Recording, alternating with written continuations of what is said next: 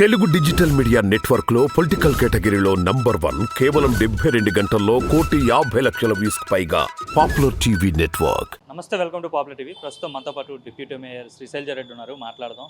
Madam, Prashanth Kishore రీసెంట్గా మాట్లాడుతూ ఆంధ్రప్రదేశ్ ఎన్నికల్లో వైసీపీ గెలవబోదు, జగన్మోహన్ రెడ్డి ఘోరంగా ఓడిపోతున్నాడు, తెలుగుదేశం పార్టీ అధికారంలోకి వస్తుందని అయితే ఆయన చెప్పడం జరిగింది.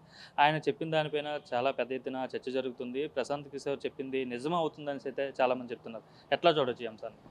ప్రశాంత్ కిషోర్ నిజమయ్యేటటువంటి మాటలు నమ్మటం అనేటువంటిది గతంలో ఉండేదేమో కానీ ఇప్పుడైతే ఎక్కడా కనిపించట్లేదు. ఎందుకంటే గతంలో తెలంగాణ ఎలక్షన్లో కూడా ఆయన పాపం వచ్చేది మళ్ళీ ఒకసారి కేసీఆర్ గారు అని చెప్పి పాపం ట్రోల్ చేశారు. అది కూడా అవాస్తవం అయిపోయింది. అలాగే ఏదైతే ఆయన పార్టీ పెట్టి బీహార్లో మరి అక్కడ ఉన్నటువంటి ఆయనే గెలవలేకపోయాడే. ఎందుకంటే ప్రశాంత్ కిషోర్ అనేటువంటి వ్యక్తి ఒక వ్యూహకర్తగా జనాల్లోకి తీసుకొచ్చింది జగన్మోహన్ రెడ్డి గారు. ఇవాళ జగన్మోహన్ రెడ్డి గారినే చంద్రబాబు ట్రాప్లో పడి ఇవాళ ఇక్కడ జగన్మోహన్ రెడ్డి గారు లేకపోతే అప్పుడు జగన్మోహన్ రెడ్డి గారు అక్కడ తెలంగాణలో ఒకవేళ ఏదైనా ఇంపాక్ట్ ఉంటుంది అనేటువంటి దాని మీద కూడా కేసీఆరే గెలుస్తాడు అనేటువంటిది. ఎందుకంటే వీళ్ళ వ్యూహాలు ఎలా ఉంటాయంటే అయ్యేదాన్ని కాదంటారు, కాందాన్ని అయ్యిందంటారు. ఇప్పుడు చంద్రబాబు నాయుడు ఏమైనా ట్రాప్లో ఈయన ఉన్నాడేమనేటువంటిది ప్రజలు గుసగుసలు ఆడుకుంటా ఉన్నారు. ఎందుకంటే నీ వ్యూహం ఏమైపోయింది, ఇప్పుడు మళ్ళీ వ్యూహాలు మార్చేటువంటి వ్యూహకర్తతో ప్రశాంత్ కిషోర్ పనిచేస్తారని అయితే అనుకుంటున్నారు ప్రజలు కూడా. అంటే ప్రశాంత్ కిషోర్ చెప్పిన దానిపైన చాలా క్రెడిబిలిటీ ఉంటుంది. ఎందుకంటే చాలామంది రాజకీయ నాయకులు కావచ్చు, చాలామంది పార్టీలు అధికారంలోకి తీసుకురావడంలో ప్రశాంత్ కిషోర్ కీలక పాత్ర వహించారు.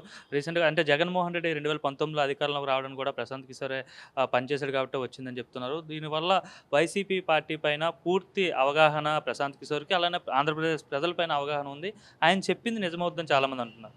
చెప్పాం కదా, చెప్పింది నిజమయ్యేటువంటిది బీహార్లో నిజం అవ్వలేదు, అలాగే ఏదైతే తెలంగాణలో కూడా నిజం అవ్వాల. ఇవాళ ఆయన ఒకటే మాట చెప్తా ఉన్నారు. నిన్నగాక మొన్న జగన్మోహన్ రెడ్డి గారి పాలసీ ఏంటో, లేకపోతే జగన్మోహన్ రెడ్డి గారిని ఒకవేళ నువ్వు 2019లో నడిపించింది మీరేనే మేము ఒప్పుకుంటున్నాం, కానీ ఇవాళ మళ్ళీ ఓన్లీ బటన్ నొక్కితేనే పని అవుతుందా అనేటువంటి మాటలు మీరు మాట్లాడుతూ ఉన్నారంటే, అంటే జగన్మోహన్ రెడ్డి గారి పాలసీ మీకు తెలియక మాట్లాడుతూ ఉన్నారా? అభివృద్ధి ఎలా చేస్తున్నారో తెలియక మాట్లాడుతూ ఉన్నారా? సంక్షేమ పథకాలు ఎలాగా బటన్ నొక్కుతున్నారు అనేటువంటి ఎద్దేవా మీరు చేసి మాట్లాడుతూ ఉన్నారా? ఎందుకంటే ఎప్పుడూ కూడా ఒక వ్యక్తి గురించి మనం ఉన్నట్టు మాట్లాడాలా. అంటే నచ్చితే ఒక రకంగా, నచ్చకపోతే నెగిటివ్గా మాట్లాడితే అది ప్రజలు గమనిస్తూ ఉంటారు. కానీ ఇప్పుడు మీరు చెప్పినంత మాత్రాన జగన్మోహన్ రెడ్డి గారికి వచ్చేటువంటి నష్టం లేదు. ఎందుకంటే మీ దాని మీద మీకు నమ్మకం లేనటువంటిది 2019లో జగన్మోహన్ రెడ్డి గారు చేశారు, మీ వ్యూహం ఫలించింది. ఇప్పుడు మరి జగన్మోహన్ రెడ్డి గారి మీదే మరి వ్యతిరేకంగా మాట్లాడి అవతల పార్టీ వాళ్ళతో మీరు జతకట్టారనేటువంటిది కూడా తెలుస్తూ ఉంటే వ్యూహానికి ప్రత్యూహం జగన్మోహన్ రెడ్డి గారు రెడీ చేస్తూ ఉన్నారు. అంటే సెఫాలజిస్టులే కాదు, స్ట్రాటజిస్టులే కాదు, చాలామంది విశ్లేషకులు కూడా ఆంధ్రప్రదేశ్ ప్రభుత్వం ఓన్లీ సంక్షేమానికే పెద్దపీట వేస్తుంది, అభివృద్ధి ఎక్కడా లేదు అనేసి అయితే చాలామంది చెప్తున్న పరిస్థితి. మరి ఈ ఎజెండాతో ఎన్నికలకు వెళ్తే జగన్మోహన్ రెడ్డికి ఇబ్బంది వచ్చే అవకాశం లేదా?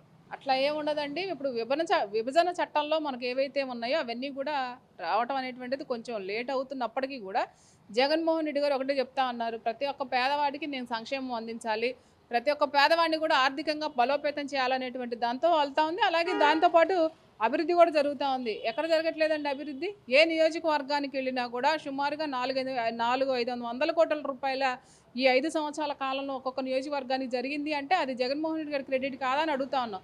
అభివృద్ధి కూడా అంతా జరుగుతూ ఉంది, దాంతోపాటు సంక్షేమం. ఇప్పుడు మేము ఒకటి చెప్తా ఉన్నామండి, ఇప్పుడు అభివృద్ధి లేదు అంటా ఉన్నారు. జగన్మోహన్ రెడ్డి గారు వచ్చిన తర్వాత ఈ 5 సంవత్సరాల కాలంలో అభివృద్ధితో పాటు సంక్షేమం చేసాం మేము. ఎందుకంటే 2 విధాలా ముందుకెళ్ళాలి. ఒకటే అభివృద్ధి చూసుకుంటే బడుగు బలహీన వర్గాలు ఏదైతే ఉన్నారో వాళ్ళకి న్యాయం జరగదు, అలాగే ఏదైతే బాగా పూర్ పీపుల్ ఉన్నారో వాళ్ళకి ఆర్థికంగా న్యాయం చేయాలనేటువంటి 2 ఈక్వేషన్ల మీద ముందుకెళ్తా ఉన్నారు. ఎందుకంటే అటు కుటుంబం బాగుంటుంది, ఇటు ఏదైతే అభివృద్ధి ఉందో అభివృద్ధి కూడా డెవలప్ అవుతుంది.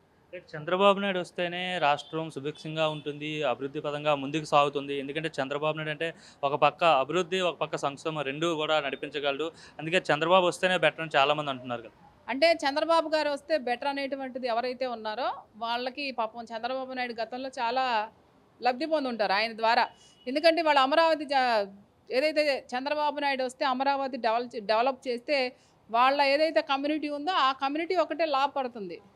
చిన్న సన్నకారు ఎవరైనా రైతులు అవ్వచ్చు, లేకపోతే చిన్నగా ఉన్నటువంటి వాళ్ళ కుటుంబాల్లో ఎలా న్యాయం జరుగుతుంది చెప్పండి? ఇవాళ ఏదైతే అమరావతి డెవలప్ చేయడానికే వాళ్ళ కమ్యూనిటీ ఒక్కటే మాత్రమే చంద్రబాబు రావాలని జపం చేస్తూ ఉన్నారు. ఎందుకంటే పాపం ఈయన అప్పుడున్నటువంటి పరిపాలనలో వీళ్ళందరితో పాపం భూములు కొనిచ్చాడు. అక్కడ మీరు కొనుక్కోండి అమ్మా, నేను వస్తే అమరావతి డెవలప్ చేస్తాను, మనందరం కూడా బాగా మిద్దెలు కట్టుకోవచ్చు, మేడల్లో ఉండొచ్చు, కింద వాళ్ళని తొక్కేయచ్చు, అందరినీ ఏది చేసినా కానీ నాతో ఉన్నటువంటి వాళ్ళని, లేకపోతే నా కమ్యూనిటీ వాళ్ళని, లేకపోతే నా ఏదైతే క్యాబినెట్లో ఉన్న వాళ్ళందరికీ న్యాయం జరుగుతుందని చెప్పారు. ఇవాళ జగన్మోహన్ రెడ్డి గారు అలా కాదు, ప్రతి ఒక్క కులానికి కూడా న్యాయం చేస్తూ ఉన్నారు. ప్రజలు అది గమనిస్తూ ఉన్నారు. ముందు ఒక కమ్యూనిటీకి న్యాయం జరిగితే న్యాయం జరిగినట్టు కాదు కదా, అభివృద్ధి జరగాలి, సంక్షేమం జరగాలి. అదే జగన్మోహన్ రెడ్డి గారి పరిపాలన.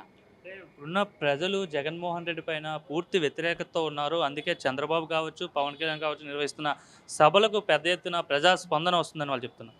ప్రజాస్పందన ఏం లేదండి. ఇప్పుడు ఏదైతే సిద్ధం సభ చూశారు మీ అందరూ కూడా, సిద్ధం సభలో నిజంగా ప్రతి ఒక్కళ్ళు కూడా జగన్మోహన్ రెడ్డి గారు ఏవైతే పథకాలు ఇచ్చారా, లేకపోతే మమ్మల్ని ఎలా ఆదరించారా అనేటువంటిది గమనిస్తూ ఉన్నారు. చంద్రబాబు నాయుడు లాగా మా కులాన్ని ఎక్కడ తొక్కుతాడో వస్తే అనేటువంటి భయపడే వాళ్ళు కూడా చాలామంది ఉన్నారు. వాళ్ళు నేను ఇందాక చెప్పాను కదా, ఒక్కొక్క కులానికి న్యాయం జరుగుతుంది. చంద్రబాబు నాయుడు వస్తే, జగన్మోహన్ రెడ్డి గారు వస్తే ప్రతి ఒక్క కులానికి కూడా న్యాయం జరుగుతుంది. వాళ్ళు కూడా అందుకే భయపడతా ఉన్నారు, తెలుగుదేశం నాయకులు కూడా. ఇలాంటి ఎలక్షన్లు అంటే ఎప్పుడూ చూడలేదంట చంద్రబాబు నాయుడు. పాపం 40 ఏళ్ళ అనుభవం ఉన్నటువంటి వ్యక్తిని ఒక 40 సంవత్సరాలు ఉన్నటువంటి యువకుడు ఆ మాట అనిపించాడంటే మరి అదే భయపడుతుంది ఎవరు చెప్పండి? చంద్రబాబు నాయుడు భయపడుతున్నాడా, జగన్మోహన్ రెడ్డి భయపడతా ఉన్నాడా? ఇవాళ ఈ ఎలక్షన్ లాంటి ఎలక్షన్ నేను ఎప్పుడు కూడా ఇంత చేయలేదనేటువంటిది మొన్న పాపం ఆయన ఎక్కడో సభలో మాట్లాడాడు. మరి భయం అక్కడే కదా, భయం కనిపించింది కదా చంద్రబాబు నాయుడులో. అంటే జగన్మోహన్ రెడ్డి భయపెట్టాడనే కదా అర్థం.